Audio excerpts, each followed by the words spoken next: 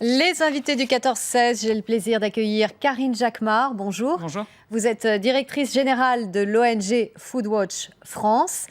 Et Aurélie Trouvé, bonjour. Vous êtes agroéconomiste. Vous avez publié notamment Le Business est dans le pré, publié aux éditions Fayard.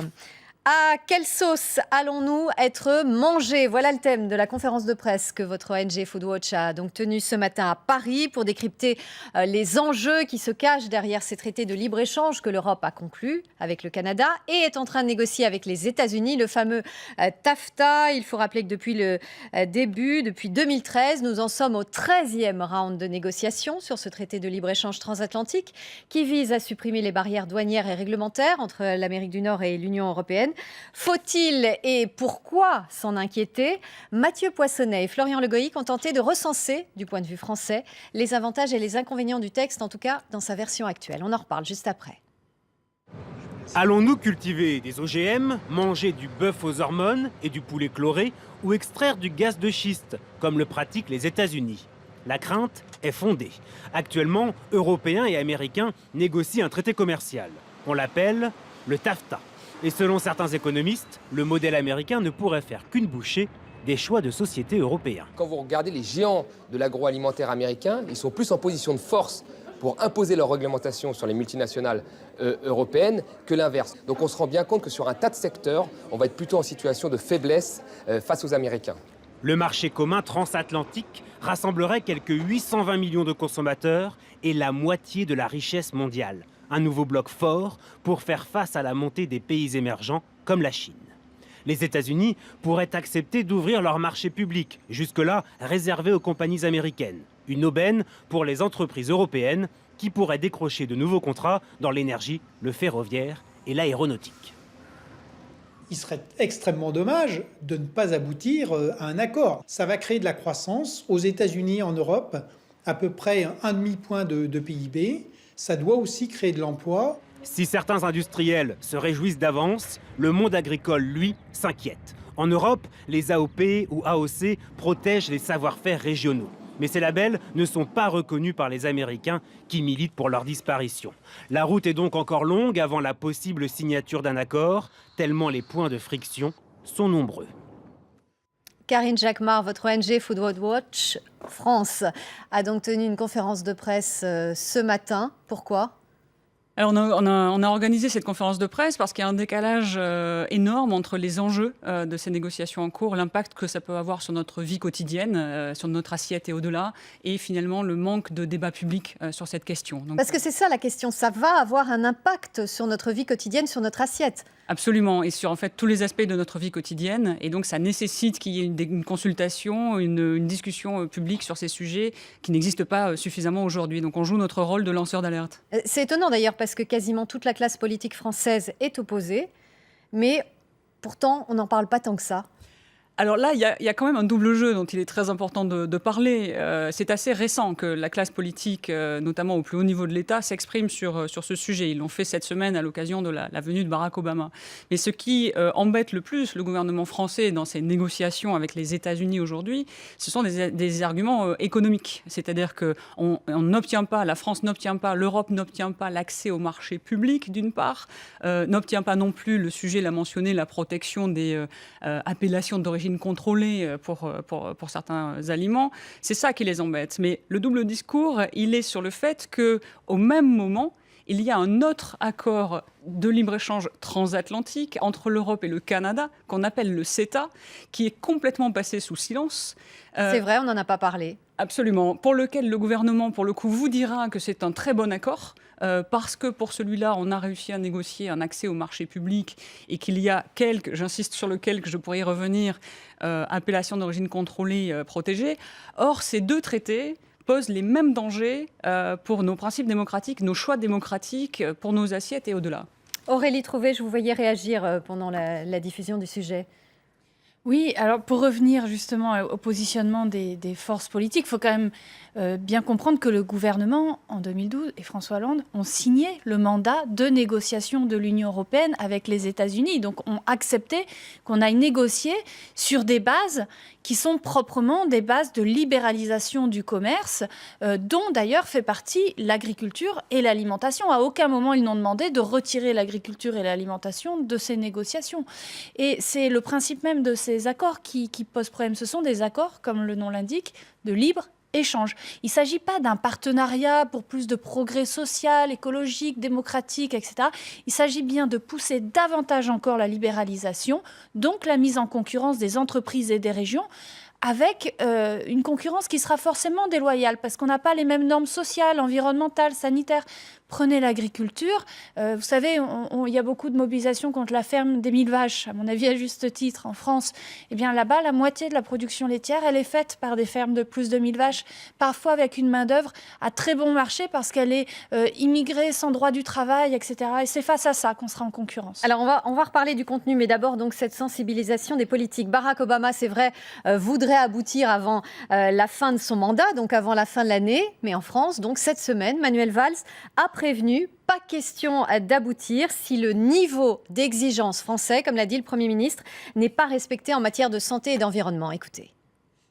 Il ne pourra pas aboutir s'il n'apporte pas les garanties que le niveau d'exigence que nous avons en France pour la santé et l'environnement de nos concitoyens sera maintenu. Et aujourd'hui, nous sommes trop loin du compte pour envisager un accord. Karine Jacquemart, il faut vraiment s'inquiéter. Ce niveau d'exigence ne va pas être respecté. En effet, et c'est très bien, c'est assez nouveau, c'est très bien que le gouvernement, du coup, tienne ce discours sur des arguments autres que des arguments économiques. En effet, nos règles sociales et environnementales sont essentielles. Mais une prise de conscience tardive. Non seulement tardive, mais surtout allons jusqu'au bout. Est-ce que ça veut dire que le gouvernement ne signera pas l'accord avec le Canada, le CETA, qui devrait passer à une adoption au Conseil de l'Union européenne, où tous les États membres donc vont devoir se prononcer, au plus tard vraisemblablement en septembre. Car encore une fois, ils présentent les mêmes dangers. Un exemple peut-être, ces deux accords prévoient un mécanisme qu'on appelle le mécanisme d'arbitrage entre les investisseurs et les États. C'est un mécanisme incroyable qui donne le droit à des investisseurs étrangers, aux entreprises étrangères, d'attaquer des États parce qu'un État aurait pris une décision de politique d'intérêt général qui desservirait les bénéfices de cette entreprise. Ce n'est pas de la science-fiction. Ce type d'accord, par exemple, existe dans d'autres traités, et l'Allemagne, notre voisin, donc ça pourrait nous arriver demain si le TAFTA passait, l'Allemagne est attaquée par une entreprise suédoise sur la base de sa décision de sortir du nucléaire à la suite de Fukushima. Donc c'est la capacité de nos autorités publiques à décider de règles d'intérêt général qui est remise en question. Oui, parce que ce qui se passe, c'est qu'en fait, les droits de douane sont déjà très bas. Ce qui se passe, c'est que les autres obstacles qui restent un peu pour limiter ce commerce, ce sont les réglementations qui protègent l'environnement, la santé, le consommateur. Et il faut rappeler que bien en Europe, on a le fameux principe de précaution s'il y a le moindre soupçon de nocivité. Et ça n'existe pas du tout aux États-Unis. Un aliment peut rester sur le marché tant qu'on n'a pas vraiment prouvé sa nocivité. Oui, effectivement, ce principe de précaution n'existe pas dans les traités aux États-Unis et ça fait partie des points principaux de lobbying des multinationales américaines, notamment Monsanto. Faire sauter ce principe de précaution permettrait pour Donc là, on parle des OGM. Voilà, pourrait tout à fait aider à augmenter considérablement la liste des produits qu'on peut consommer OGM. Vous savez qu'aujourd'hui, il y en a une 50aine en Europe, mais c'est énormément plus aux États-Unis. La liste des OGM qu'on pourrait cultiver. Vous savez qu'on n'en cultive que le Monsanto 810 en Europe et encore en France, nous ne l'autorisons pas. Donc évidemment, les biotechnologies, les multinationales sont sur les starting blocks pour faire sauter ce principe de précaution, conséquences sur les OGM, mais sur énormément en fait de normes sociales, plutôt sanitaires et environnementales. Elles ne s'y trompent pas. C'est vraiment un loquet pour elles à faire sauter. Et il y a quand même un très gros risque aujourd'hui. Sur ce point-là, et pour en parler, à quelle sauce allons-nous être mangés ? En effet, il faut rappeler que si le bœuf aux hormones aujourd'hui est interdit en Europe, c'est bien sur la base de ce principe de précaution qui est tout à fait spécifique à l'Europe. Et encore une fois, ce qui est très fort avec ce principe, c'est que lorsqu'il y a le moindre doute de la dangerosité d'un produit ou d'un aliment, c'est le fabricant qui doit apporter la preuve qu'il est inoffensif. Or, en l'absence de ce principe de précaution, la preuve est renversée, si vous voulez. C'est-à-dire qu'un produit dangereux sera sur le marché jusqu'à ce qu'on arrive à prouver véritablement à 100% qu'il est dangereux. Or, dans l'accord du CETA, qui lui n'est pas virtuel mais existant, le principe de précaution est très largement ignoré. Ça va dans la logique que décrivait Aurélie vers une élimination. Pourquoi ? Parce que... Pardon, je finis juste là-dessus. C'est parce que le temps file. Les multinationales, en fait, et leurs lobbies voient, comme vous le disiez, l'ensemble des règles sociales et environnementales comme des barrières au commerce. Le principe de précaution en fait partie. Ils veulent les éliminer. Autre motif de friction, ces fameuses appellations qui nous sont si chères, les AOC, les AOP, elles ne sont pas reconnues par les Américains. Alors, mais c'est déjà le cas, en fait.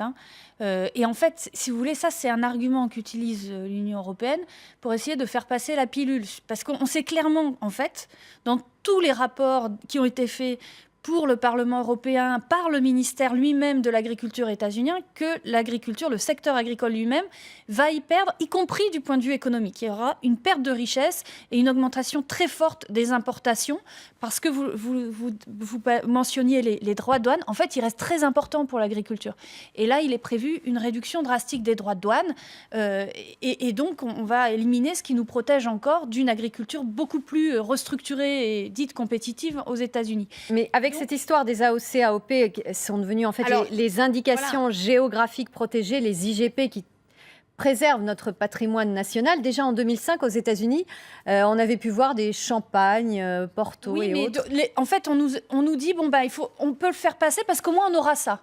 Mais en fait, les Américains refusent absolument. Et je pense que nous n'aurons jamais gain de cause de reconnaître ces appellations. Donc c'est un faux argument en fait. Et là encore, évitons le double langage de la part du gouvernement, car en effet, les États-Unis ne sont absolument pas prêts à les reconnaître. Mais on nous dit que dans le cas de l'accord avec le Canada, j'y reviens, une des grandes avancées, c'est que 42 appellations d'origine seraient protégées. Et en fait, c'est très peu et c'est faux. Il n'y en aurait pas 42, mais 30. Parce qu'elles sont la même et répétées plusieurs fois dans cette liste.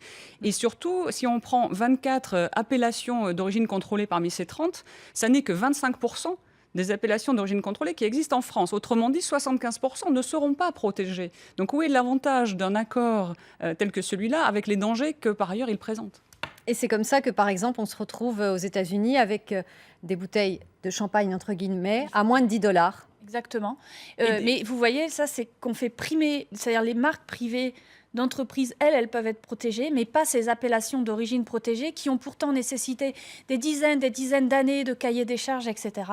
Mais ce n'est pas du tout par ce type d'accord de libre-échange qu'on réglera la question. Eh bien, on en parlera encore. Merci en tout cas à vous deux d'être venus. Karine Jacquemart, directrice générale de l'ONG Foodwatch France, et Aurélie Trouvé, agroéconomiste, auteur de notamment Le Business et dans le Pré, publié aux éditions Fayard. Le 14-16 continue dans quelques instants, le rappel des titres de l'actualité. Et puis ce sera dans nos quartiers avec Hortense Villatte. À tout de suite.